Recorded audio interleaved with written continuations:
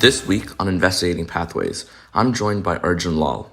Arjun is a 4 times founder, having founded companies including Fantasy Congress, Jam Legend, which was acquired by Zynga, Renzu, which was acquired by SurveyMonkey, and most recently he's working on Rocket and Hireflow, recruiting agencies that are powered by machine learning. Today, we talked through Arjun's journey as a founder straight out of college and the key experiences he's learned from over the years. Hey Arno, Hey Arjun, how are you? good. Sorry, I'm running a few minutes late, but good to connect. Absolutely, no worries. Thanks for being here. Yeah, absolutely. Thanks for having me. So, for those listening who don't know who you are, could you tell me a little bit about who you are and what do you do? Sure. My name's Arjun Lall. I am a co-founder at a company called Rocket. We're an AI-enhanced recruiting platform. We also have a product called Hireflow, which is a recruiting tool used by recruiters across the globe that helps with um, outreach, automation, and AI sourcing. Awesome. So, tell me a little bit about like your origin story, your life lead as a kid leading up to the time where you went to college. Yeah. Um, I guess I'll try to think of like the most salient points of my childhood, but I think um, because the things that probably have shaped me the most into who I am today probably start with the fact that I grew up in my household with my grandparents as well as my parents. And my grandfather, who had no college education, he was a teacher and a small businessman by profession, was actually the first person in our house to get a PC back in the 80s. And keep in mind, this is when he was in his 60s. And so it was pretty impressive that someone at his age at that time was kind of pushing forward with technology. But he was always fascinated with the latest technology. It always seemed like he was the first one in our family to get, I don't know, a computer or a scanner or a printer or whatever it was at the time. But yeah, but I mean, that means basically when I was around 5, I vividly still remember sitting on his lap and playing Reader Rabbit and Math Blaster on his PC, and just having the influence of one being exposed to technology that early. But I think probably more importantly, I saw that he was a lifelong learner. And it didn't matter that he didn't have a college education or didn't have any formal training in technology, but um, he learned and figured it out. And I think that did a lot to shape me in terms of having that attitude. Um, yeah, I guess, and then to continue from there, I think that initial sparked interest in technology and in particular in computer games. So, I love playing games on my Super Nintendo, Nintendo 64, and PC eventually. Um, but beyond just playing the games, I think I really love thinking about how they worked as well. And I think what really helped make the jump for me from just being a consumer of technology into becoming a builder was in 7th grade. I saved up to buy a graphing calculator, which I realize is kind of a nerdy thing to do, but I really wanted to play games in math class. So I saved up and got a TI-83, which is silly that they still cost as much today as they do then. But I was disappointed after I got the calculator that I realized it didn't come with the serial port cable to connect it with your computer. And so I I like had no games on it, and I didn't really like I had to like, get them from my computer to the calculator. Um, and so I basically manually typed a program into the calculator in an extremely slow way, but that actually didn't work because I don't think I typed it in with the right syntax. And so I got frustrated about that, and eventually I just opened up the TI-83 manual, the like thick book that it came with, and there was a chapter about writing basic programs, and it was more for you to like write programs to help you with like basic math and stuff. But I just listed all the functions that were in the calculator, and I kind of from there figured out how to. Um, and so that was huge. Like I just got hooked. I basically just made something out of thin air as far as I was concerned. I loved Legos as a kid. With Legos, you still need all the pieces, and I always wished I had like more wing pieces or more of like the cockpit pieces because I love to make planes. Um, but with the code and on my calculator, I literally could just make these components out of nothing, and that was really powerful. Um, So that was one thing that was pretty huge. But beyond that, then I was able to share that program with my friends at school, which was really cool. And I guess this Pong game went viral. There was like all the 5 kids at my school that had a graphing calculator, but that the transfer cable, we just transferred them the app, and then it was really cool to just see Yeah.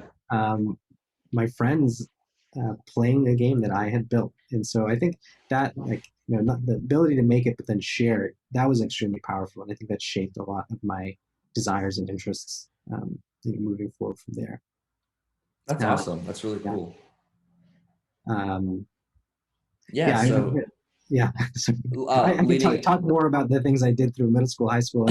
I was, really fascinated by the stuff, but you tell me what's most interesting.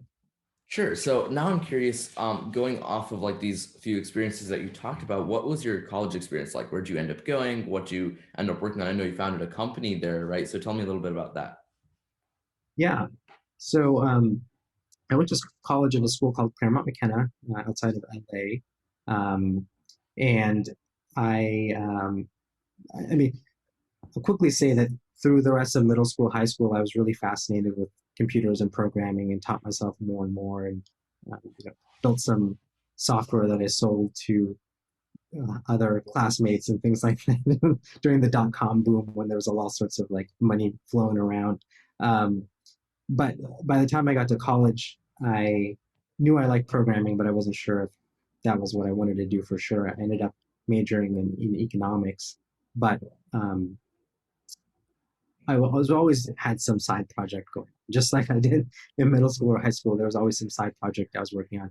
Same thing in college, and more or less from there, um, was able to kind of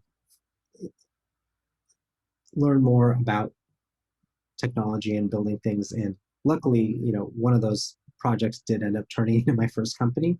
And so even though I didn't set out to be an entrepreneur or start a company necessarily in college, it kind of was lucky that's how happened it to be.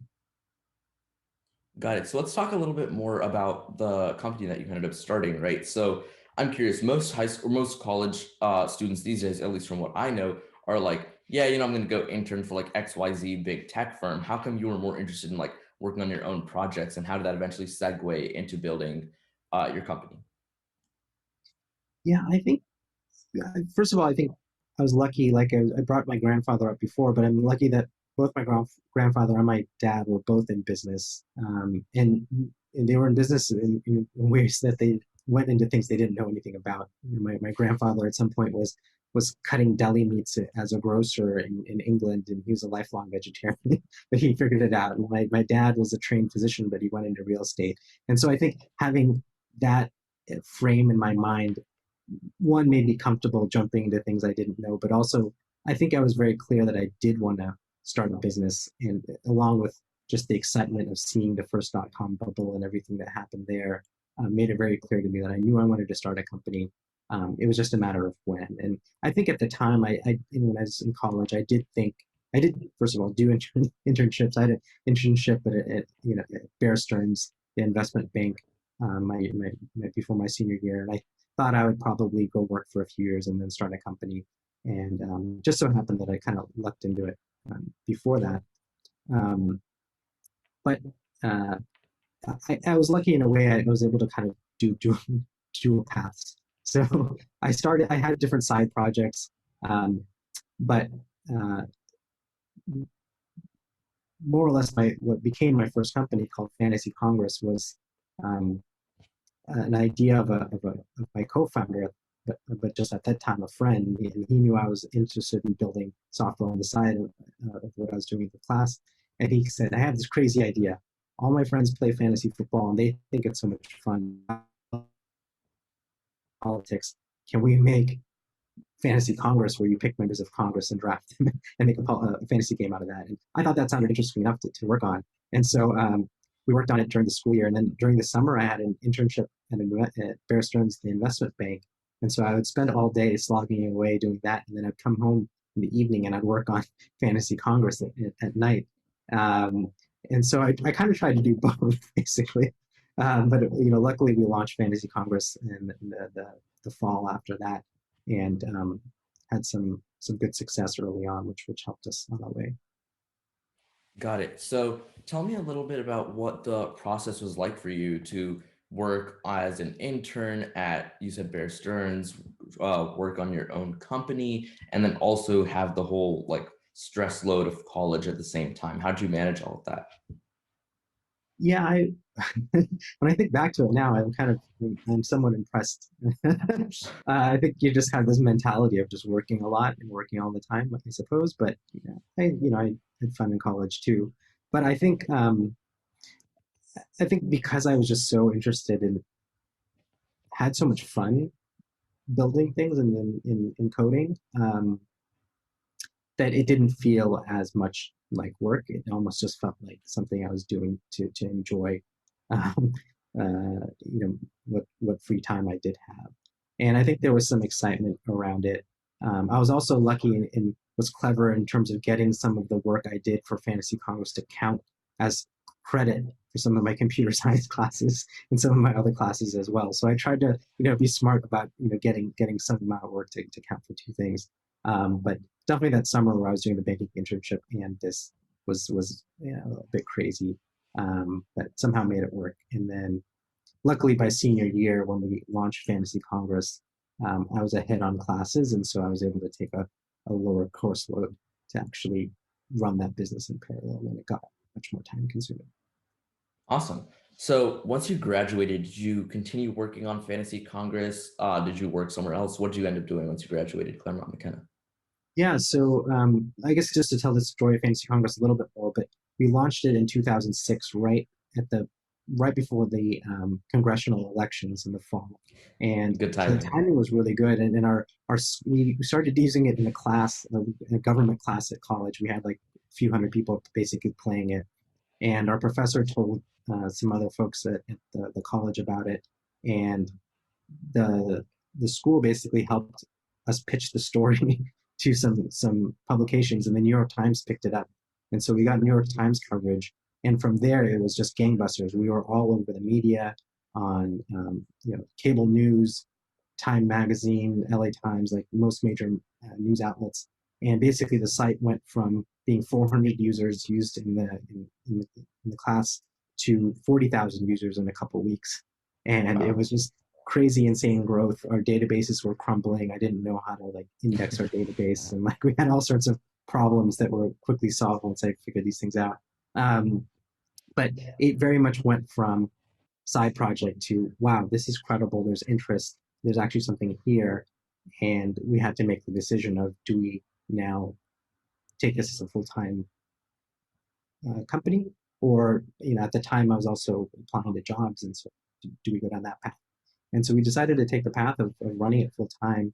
And so up until the point we graduated, we continued to um, work on it in parallel with our class load. And after we graduated, we actually moved out to Washington, D.C., just to be in the center of politics and continue working on the project.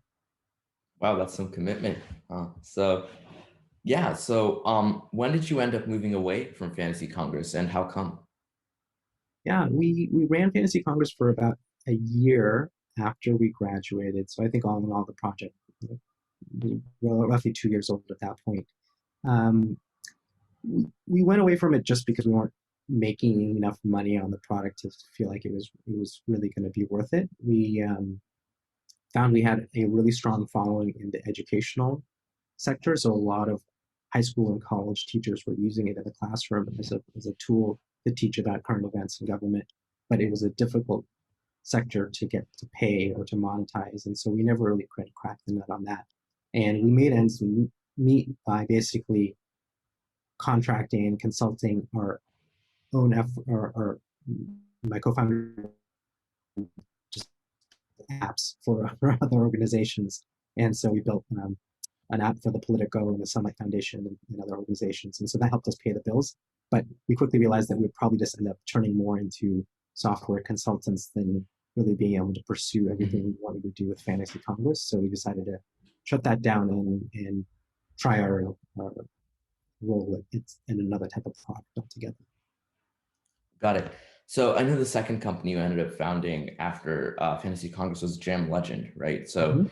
I'm Correct. curious how come you ended up founding another company at Jam Legend instead of, just going down the standard path, which I'm sure most of your college classmates must have been doing, which is just working a tech job or some other sort of like economics-based job in your case. Yeah. I think again, it was just we loved what we were doing. So basically we moved out to DC. I had two other co-founders, Ryan and Andrew, and we lived in an apartment outside of DC, and we worked in that apartment. Um, there were days where I'd probably not go outside, and that didn't bother me whatsoever. But yeah, we loved what we were doing, and I was super lucky to have amazing co-founders, and we loved working together. And so I think it was we very much believe that if we could figure out how to at least support ourselves in our lifestyle without taking a job, we would just want to continue building software. And I always just thought of like, you know, money as, if I could just make this much money, I could incubate another startup. And like, that's all I need to be able to do. Like that was my measure of success, was just having enough money that I could live off like, some meager amount of food and just keep building companies. And so there was almost like no thought. I never even applied to it. I haven't applied to a job since I graduated. I've never like thought about so let's just take a job. It always was just like, how do we make it work so that we can continue building companies?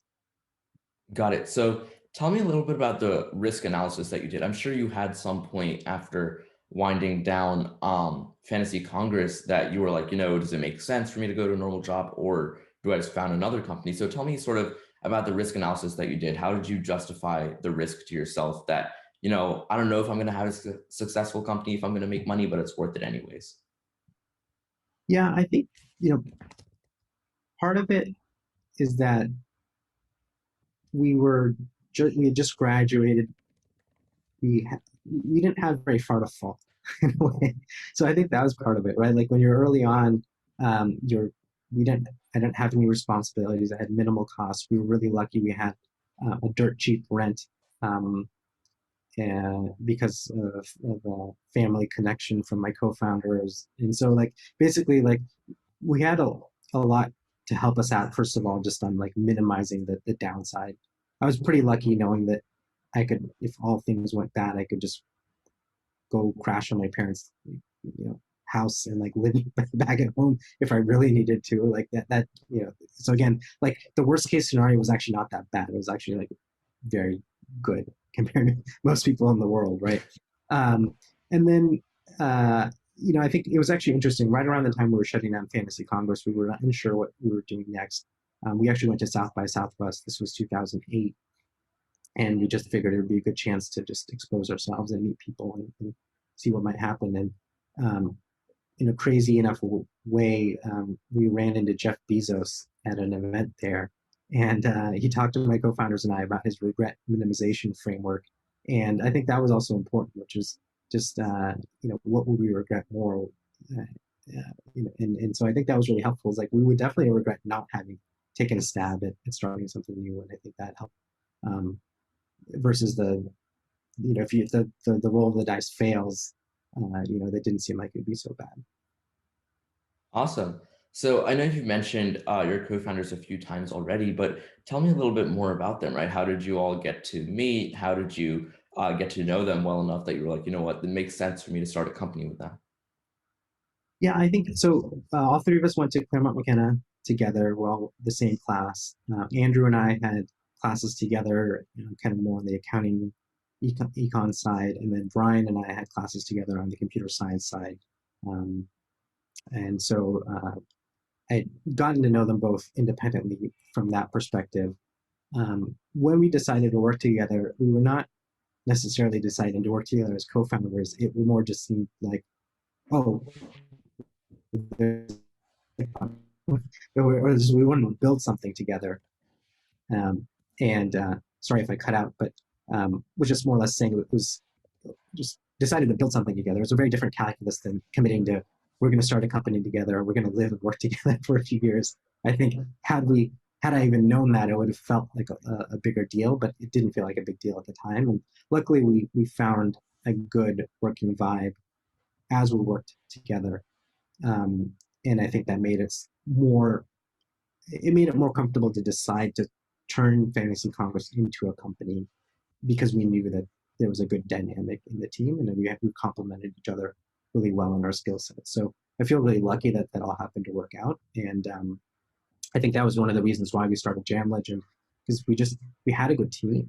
We at that point we had built multiple products beyond Fantasy Conquest because we did this consulting, and so we knew we had a good team. We knew we had a good structure and a good way of working together. So it seemed like why break that up? Got it. So I'm curious about these side jobs and the consulting jobs that you mentioned a few times now. Can you tell me a little bit about what you worked on? You mentioned a little bit before, but tell me a little bit about your motivations for why you worked there, what types of things you worked on. Is there anything that you're super proud of while working like your consulting gigs, any of that? Yeah, I mean, I think it was a great uh, great learning opportunity. None of them were that commercially successful, but for example, we partnered with the Politico to build this game called Kingmaker during the 2008 presidential election, and so it was this really cool app where they basically made it into a contest, and the winner got tickets to the White House Correspondents' Dinner. And so this was the presidential. It was largely based on the primaries, and so it was around the primaries where President Obama and Hillary Clinton were kind of facing off along with many others, and we kind of come up with this pretty cool way that you could kind of uh, place your bets on who you thought was going to win each of the primaries and all the way up to the presidential election. And so it was really cool working with a big organization like the Politico, for example, and having some of their resources and kind of understanding that dynamic. I think uh, my biggest mistake and our biggest mistake was probably um, I think I tried to make the thing too fancy and too complicated, and not enough understanding and talking to the users and really understanding what they wanted. And I think I made a product that probably made sense for techies like me, but not understanding that the politicos that are really into this stuff are not going to care about all the minutia of like the cool UI that we made, and instead just wanted to probably focus on the politics. And so I think had we done better at understanding the user and their needs and what they really wanted, we probably would have hit on a product that would have been more successful commercially. Nice. So now I want to talk a little bit about the exit of Gem Legend, right? So can you tell me a little bit about what the acquisition looked like, the thought process behind why have the company acquired at all, and what the literal process of acquisition was like for you? Yeah, I mean it's probably hard to sum up, but just to give a little context, so Jam Legend, we had decided to start when we were still in Washington D.C. We went through an incubator program called Launchbox Digital um, in DC, and after that, we moved to San Francisco to continue working on the project.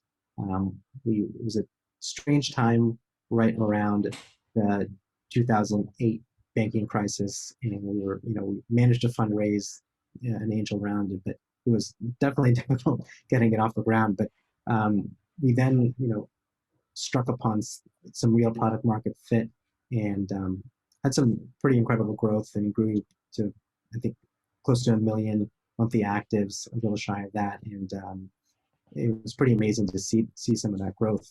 There was definitely, a real chord that we had struck with Jam Legend.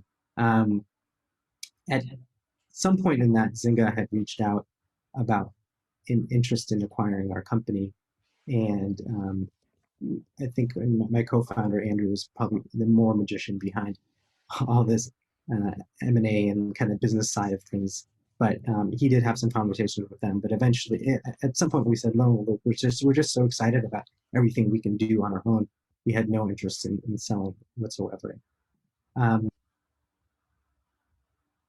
about a year after that, I think the dynamics had really changed, and Facebook games on Facebook had become something really incredible. I think at that point, Zynga had launched Farmville, and we still had our web-based game.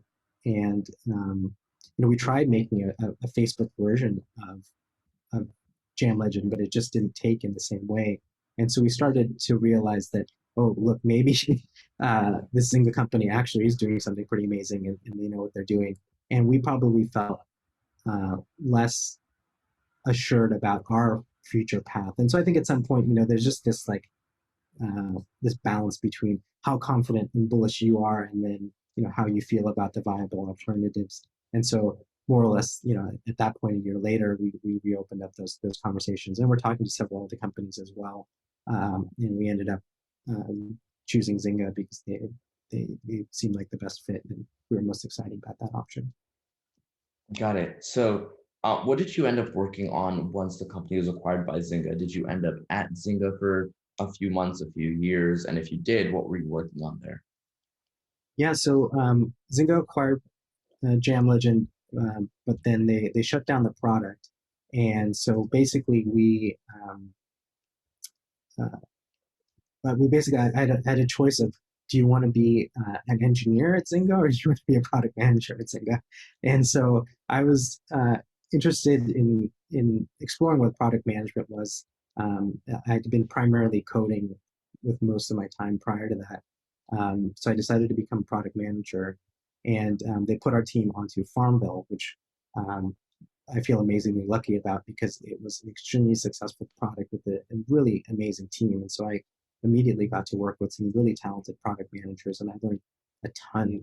Even just like I remember that first week just was eye opening to like see some of the secret sauce about how Zynga was able to make things work, and just how their the analytical rigor, how strong that was, and how they were able to measure and really understand what was going on with the product. And immediately I thought, man, if I just know this, I should go back and make Jam Legend again, because it's just I just felt like I learned so much so quickly. Got it. So, how come you ended up moving away from Zynga a few years in? So I stuck with Zynga. Like I said, I joined Farmville as a product manager.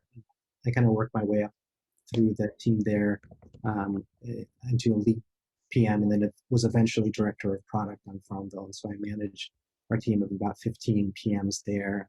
And it was an amazing experience, and really learned a lot in the process. And um, it was just a ton of fun. I was working with, again, really talented people. And when you have such a big user base and people that are so passionate about your product, it's really cool to be able to build um, features, uh, for them, and just see the kind of the delight that you get from the user side, and also see the success we were able to drive from the business perspective. And so it was tremendous. I really enjoyed it. Um, Eventually, I had an itch to want to start working on some new games as well. So I switched over onto the mobile side and started working on a racing game there. And uh, eventually, at some point, I decided that it was time. I was feeling the itch to get back to my own entrepreneurial journey. And so after Mhm. about 3 years at Zynga, that's when I decided to leave and get back out to start with the company. Got it. So a lot of the things that you just, so there's a lot to unpack there, obviously, right? But I want to talk about some of the learning lessons you mentioned. What is like the biggest takeaway you had from Zynga that you ended up instituting in your next company or Hmm. companies? Yeah, I think, like I said, the analytical rigor was big, and that I think one of the things was just this attitude and an approach that you could build a product, or you could build a feature in a product, and it may not take, but it's not necessarily a failure if you can learn something from it. But a true failure is doing something or building something in your product, or changing something in your product, and not learning something from it, or being able to do something better the next time. And so I think that rigor, that look, I can't just, we did this a lot with Jam Legend and Fantasy Congress. We just build a feature and then be like, okay, great, we built the feature. It must be a better product now. We really didn't understand whether that actually made the product better. But being really goal focused, and thinking about what the goal is, what metrics would we use to try to define success of hitting that goal or not, and then doing something to try to affect it, and then going back afterwards and trying to understand what actually happened, and being very kind of hypothesis driven, and then kind of validating or invalidating that hypothesis, was a big mindset shift in terms of all the product work that I've been doing afterwards. But there are many things, but I think that was probably the biggest kind of mental shift that I had. Got it. So before we move into your next company, I know one of the things that you did between leaving Zynga and starting your next company was you were an entrepreneur in residence at Social Capital, right? So first and foremost, for those listening who don't know what that means, can you describe that role and what you did and worked on? Yeah, I was really lucky to be able to join Social Capital at that time as an entrepreneur in residence, and it's a really unique and an interesting position. Um, Basically, um, you get to work under the umbrella of of a venture capital firm. In this case, Social Capital. I was working with Chamath and Mamoon and Ted there, and the rest of the team. And it's pretty flexible. There's no you know work that you need to produce for the fund, but you get access to be able to talk to the partners and talk to the other people at the fund, talk to the portfolio and understand problems they're going to, and use that as an opportunity to incubate ideas and test and validate them. And then beyond that, you just get exposure to kind of the inner workings of a venture capital fund and kind of get to see and understand how things are happening, which was kind of my first exposure to that as well. Got it. So what are some of your key takeaways from your time at Social Capital? What are some of the biggest things that you learned? Hmm. Yeah, I mean, I think, um, well, to be fair, we only spent 3 months. I only spent 3 months there as an EIR before starting the next company, so it wasn't a lot of time. But I think um, the I think what the most valuable piece there is this having access to the network and the partners there and being able to very quickly validate ideas. And so I was lucky to be there with my co-founder, my now co-founder. We were both EIRs there at the same time, and so we were working together. And we had a lot of wild and crazy ideas, but it was really valuable to be able to test them with whoever was in the office at that time, at that moment when we thought genius had struck, and you kind of run over and you kind of were able to practice pitching it. And because the partners have, they've seen so many pitches, they're very quickly able to give you some feedback and let you know if you're probably on the right track or not. Now, no one can really predict if that idea is going to be good or not. And ultimately, at some point, if you're the entrepreneur and you have a lot of conviction, then it doesn't matter necessarily what they say or not. But it's nice to be able to have that quick access. And otherwise, it's very hard to pitch an investor over and over again without them thinking, you're kind of crazy. But as an EIR, that's kind of what you're expected to do. Got it. So now I want to get into the next company that you built, Renzu, very briefly, right? So to start off with, could you just tell me like the whole life cycle of the company, right? How did you get into founding it? What did you work on? And then what was the acquisition like, similarly to what we talked about with Gem Legend? Yeah, I think with Renzu, which was now my third company, and what came out of incubating as an EIR at Social Capital, we were really lucky to have a lot of wind at our back, in our backs, and so one, we were able to test and validate um, a lot of what we were doing, and I think basically when we're at Zynga, there was especially once I was on the mobile side and trying to incubate the new game there, we realized that what we could do on the Facebook game side, where you could very easily understand how your competitors are doing, what's happening there, because Facebook actually published a lot of data about um, usage on the various apps on the Facebook platform. Once you move over to mobile, there was very little data and it was very hard to understand necessarily how other games in the space were doing. And we realized that an opportunity to try to create a better analytical layer for competitive intelligence on the mobile side of things. And so that was kind of the core impetus behind Renzu. And some of the core tech we developed that was really interesting was basically a way to tunnel all traffic on your mobile device through a VPN system.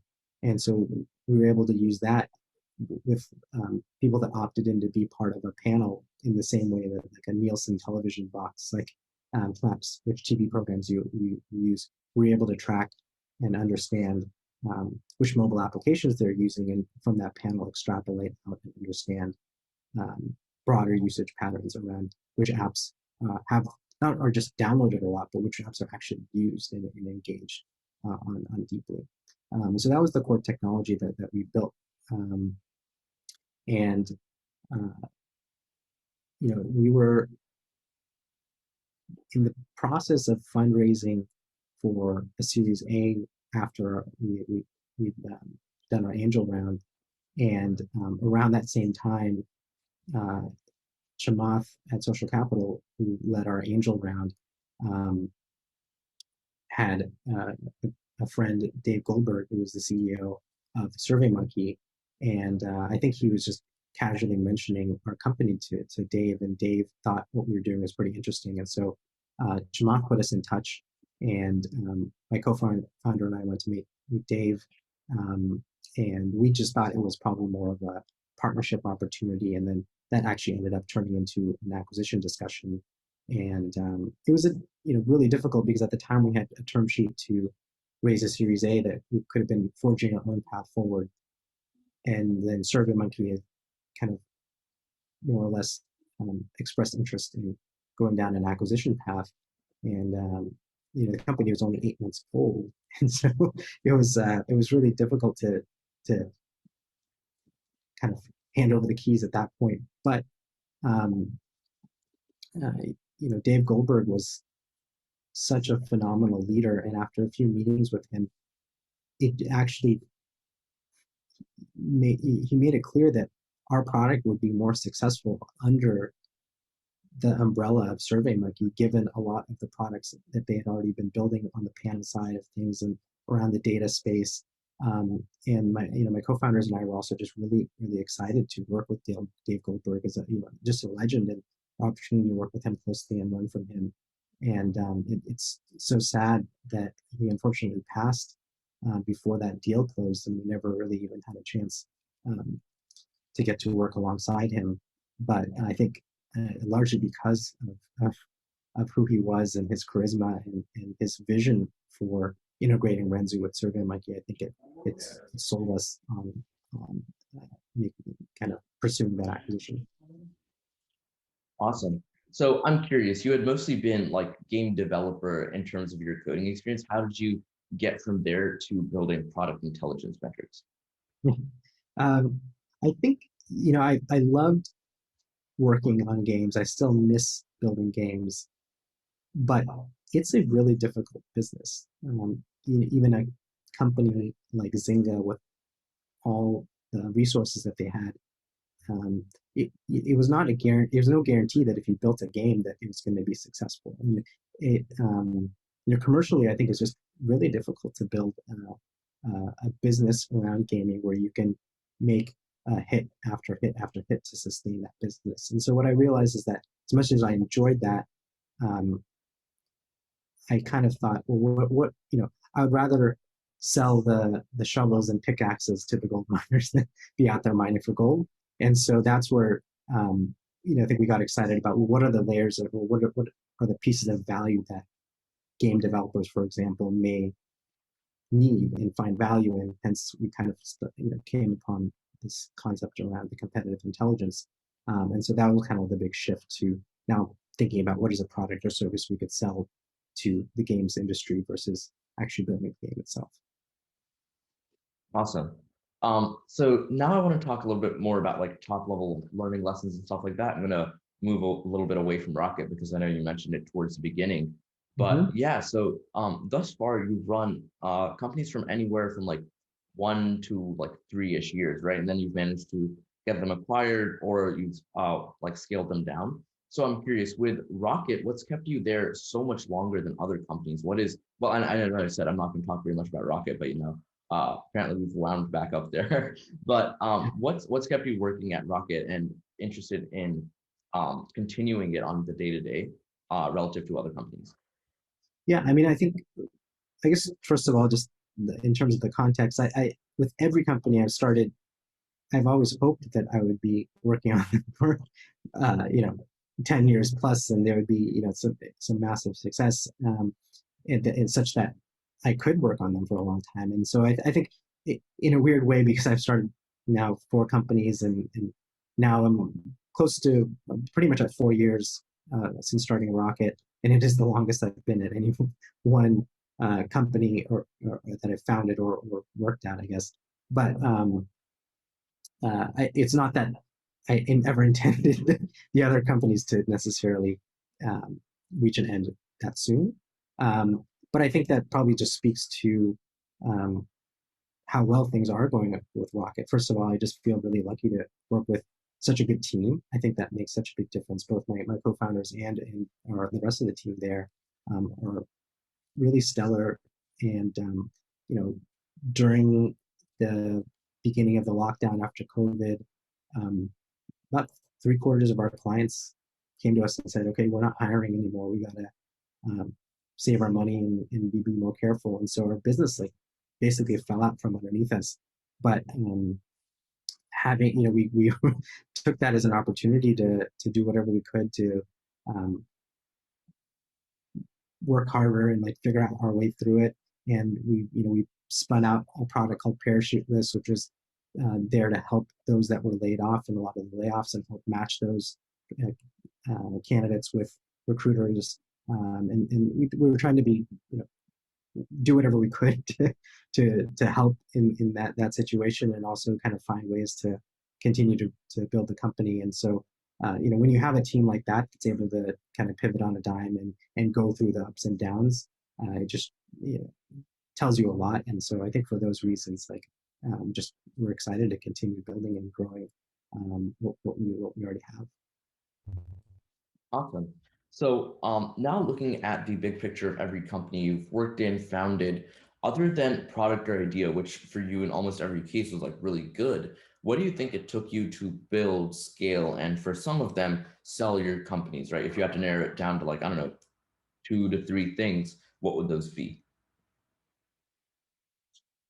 Hmm. Um, I think the probably the biggest thing um, is just the people that I've been able to work with and surround myself with. I think um, at the end of the day, despite all the technology and everything else, like it's ultimately about the people that make a company successful, and having the right chemistry and the right team, and the right ability to push each other, disagree, but commit and agree at the end of the day. But and also work, well, and go weather the ups and downs. With a startup, it's like a roller coaster every day, every week. And so just having people you can lean on, depend on, and trust through all that is really critical. And so I think um, if I think back to it, it all boils down to the people at the end of the day, and having the right dynamic there that helps us help help you be successful in these businesses. So, along that vein, what is something that you wish you had known when you were first starting out with any of your experiences, to be frank, right? Whether it was working with your calculator in seventh grade, your time in college, any of your companies, an acquisition, any experience. I think broadly, it, it's probably. I think wished I'd earlier on knew the power of really understanding and talking to the customer of your product to understand what they want and what they need. And I think in some cases I was really lucky because I was the customer. Like, Jam Legend was a great example. I was building I love music, I love games, I love the combination of those two, and so was able to kind of really understand and probably empathize with what a lot of our users wanted. Um, but in general, I think it's rare to have that overlap and line up so well. And so um, uh, early on in my career, especially, I think it is very much like, oh, I know what I'm doing. I'll just build it. I don't need to talk to other people. And I think making that switch to being much more user driven and user focused has probably made a big difference. And I wish I knew that earlier, because I think that could have made even more impact in terms of everything we did with Fantasy Congress and Jam Legend, and even many of the projects I worked on before that. So going off of that, I know you like everyone, you've had failures, you've had huge successes, but at this stage, do you consider yourself, I don't know, from like a personal perspective, from anywhere in your work, your career, do you consider yourself successful? Yeah, I do. It's hard to say, I guess, what is the core of that. I think a lot of it is just, the people I surround myself with. I have a wonderful wife. I have two delightful children, ages 2 and 5, and I have some great co-founders, a great team that I get to work with, and a lot of amazing friends that I've worked with in the past, or in the startup community and ecosystem that I've gotten to know over time. And so I think just that's you know, to me, the real success and the wealth that I've been lucky to build, over the last 15 to 20 years, but particularly over the last kind of this 14, 15 years of my entrepreneurial journey. And I still, stay in touch with my co-founders from Fantasy Congress and Jam Legend, and you know, a lot of the friends from those early days when I first moved to San Francisco. And we were just, again, living and working out of an apartment and just having fun. Nice. So at this point, I'm gonna give you a hypothetical question, which I ask everyone, right? So if you were back to being a teenager, with everything that's going on right now, COVID, everything like that, what would you build? How would you make money, or just like what would you do in general? um, Lately, I've taken a lot of interest in health, actually, and one, just like discovering my own high cholesterol at like age of 25 and not really figuring out and understanding what I could do with it. And um, now over the last 10 years or so, learning a lot more, and ultimately discovering and figuring out that a lot of what I thought was true in health and wellness to be basically polar opposite to what I'm discovering is actually the right thing. I've become really curious in that, and not just, I actually don't think it's like per se like too late in any point in of life to switch or pivot into another area of interest. But I think if I was in high school, I would probably have, I could push my career over to maybe have a little more focus on kind of health and medicine, and maybe focus a little bit more there. Given that I think when I was younger, I was like, oh, we know all that. There's the textbooks that are written, but now it's clear to me how little we know and understand how quickly some of those things are changing. And I do think there's a lot of power of the intersection of technology with that, and particularly around just understanding our bodies and putting numbers and metrics to them, which is something I generally like.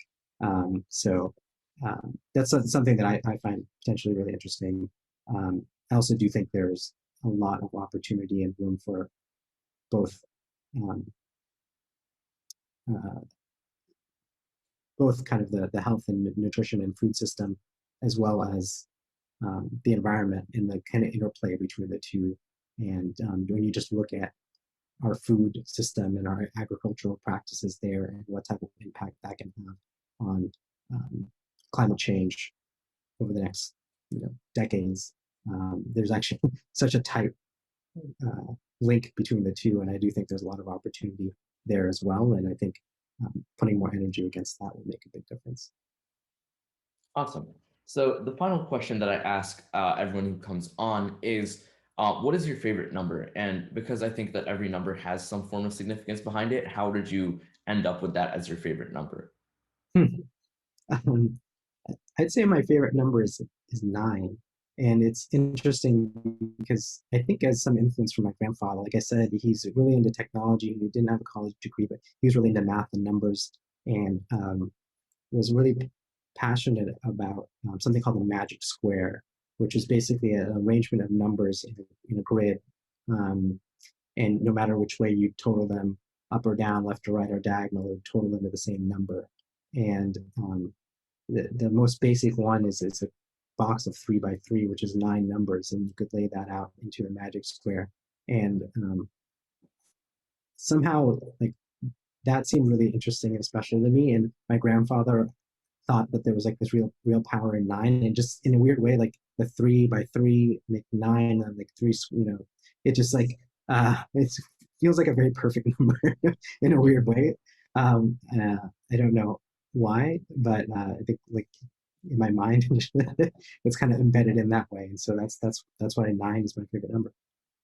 That's cool. It's one of the more unique explanations I've heard. It's also, I think, the first number I've heard that is over four.